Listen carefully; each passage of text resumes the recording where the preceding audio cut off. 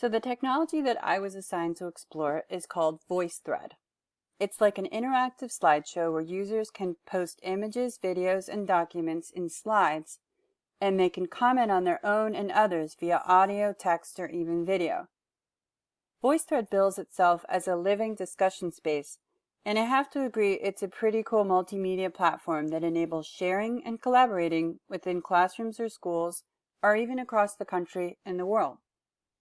So what we're looking at here is the launch page for VoiceThread's website.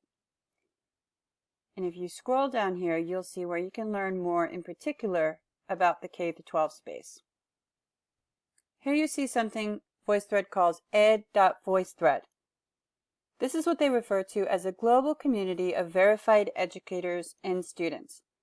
More about that later when we get into COPA compatibility. So for the purposes of this project, I just created an account in my own name, just a free account. I can do most of the features that the technology offers. I am limited in how many voice threads I can post, and I also believe there's some commenting limitations. But overall, it's a great way to try it out for free. So you can see here, I've already dragged and dropped 7 pictures from a vacation I took to Hilton Head Island. This was super easy to do. Now that I have my slides, I'm ready to comment. So this is something where VoiceThread is really cool. You can text your comment, phone in a comment, record an audio comment from the mic on your device or computer. You can upload a video comment, or you can upload a file from your computer. Another great thing, when you're doing an audio comment, you can do something that VoiceThread calls doodling. This is where you can annotate or draw what it is you're talking about. A great way to keep your viewers and your listeners focused on what exactly you're talking about. So let's give it a try quick. Here's my countdown.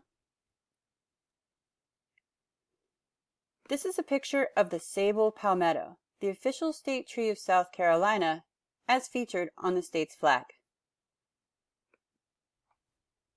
This is a picture of the sable palmetto, the official state tree of South Carolina, as featured on the state's flag.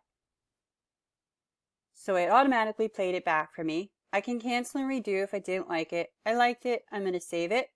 And you can see here it pops up on the left-hand side of my screen and starts what we call the thread.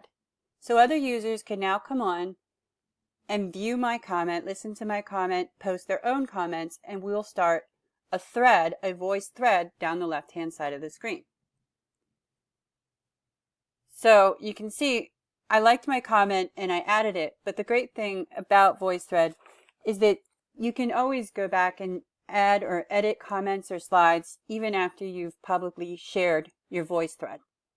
So thinking about this in terms of the K-12 space, this is nice not just so that they can redo things, but also so that you can always add and edit what's already been done. So another thing that you can do with comments when you have a full license, you can moderate. So thinking about this in terms of the K-12 space, the nice thing is that with a full license, teachers can see all the comments before they're made public.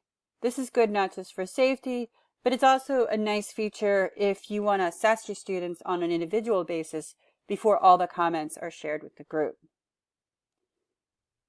There's also a great spot on VoiceThread's website where you can see some projects that have already been done. So here if I click on English, I see a book review project on Percy Jackson and the Olympians. Let's check it out. You might have heard of the movie The Lightning Thief, but this is the book. It's even better and it's filled with more action and there's... So you can see where she started the thread and then other users came on and added video and audio comments. Here's one of the videos. This book was awesome. My favorite chapter title was I Become... Pretty cool way for kids to interact with one another and share their enthusiasm for reading. So now that we've talked about using VoiceThread, another thing we need to talk about is safety.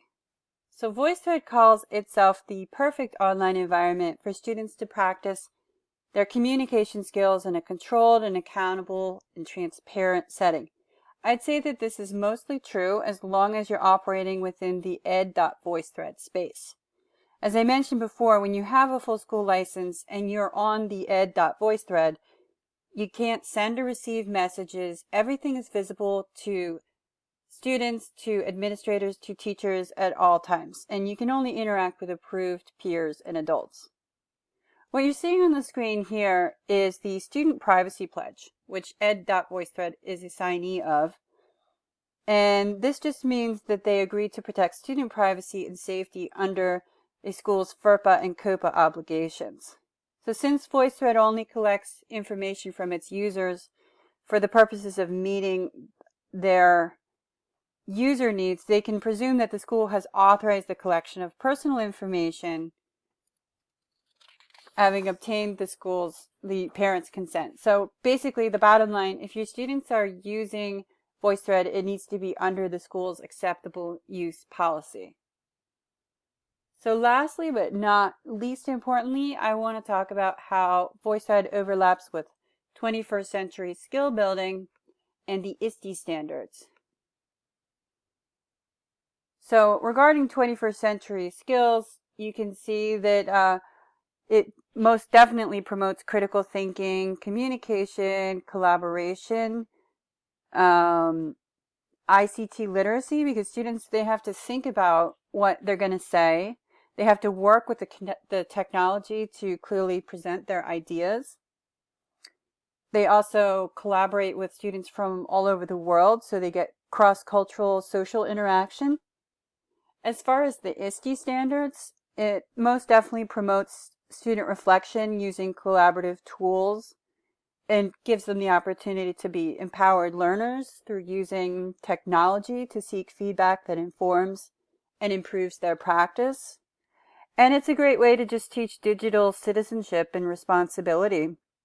It's a really authentic learning experience, and it brings so much more interaction to student work than simply just hanging it up in the hallway or sending it home to mom and dad. So what a great way to present a digital portfolio of a student's year.